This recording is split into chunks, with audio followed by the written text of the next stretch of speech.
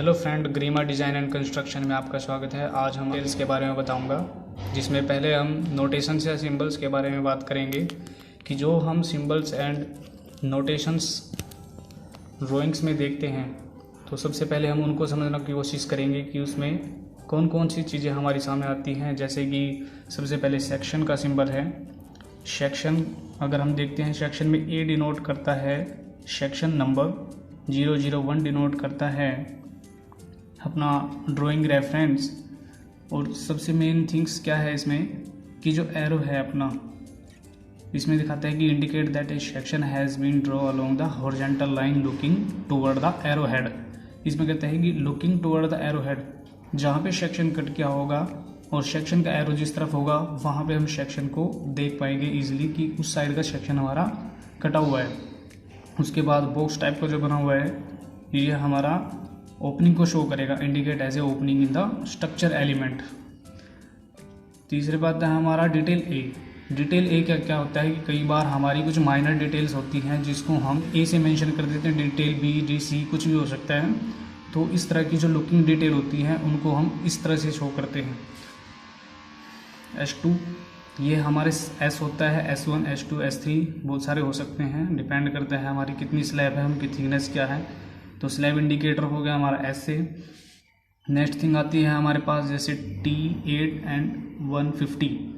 तो T indicate करता है हमारा HYSD रिफोर्स पार्ट। अब इतनी बड़ी चीज़ को हम ऐसे तो लिख नहीं सकते, इसलिए उसने क्या कर दिया कि T की नोटेशन दे दी।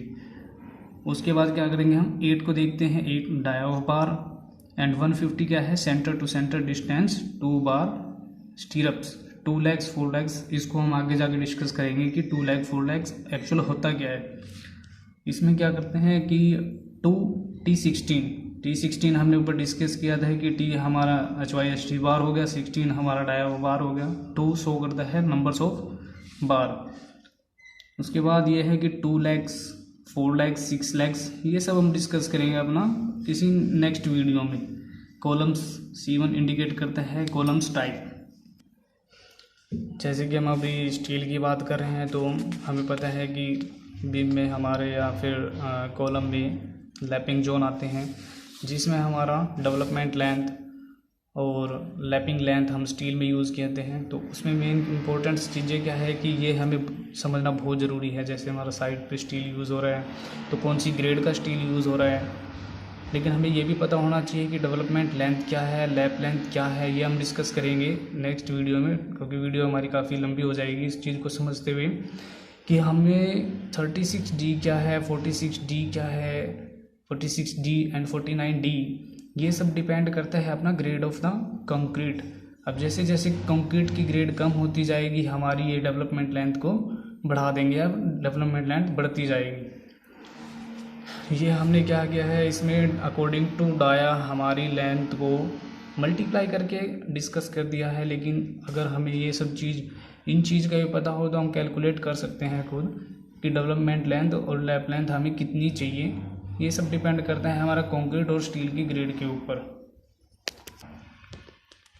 तो ये दो चीज़ हमें समझनी बहुत ज़रूरी थी। सबसे पहले कि सिंबल्स, उसके बाद हमारा स्टील है तो क्या लैपिंग चल रही है, उसमें कौन सी ग्रेड का स्टील यूज़ हो रहा है।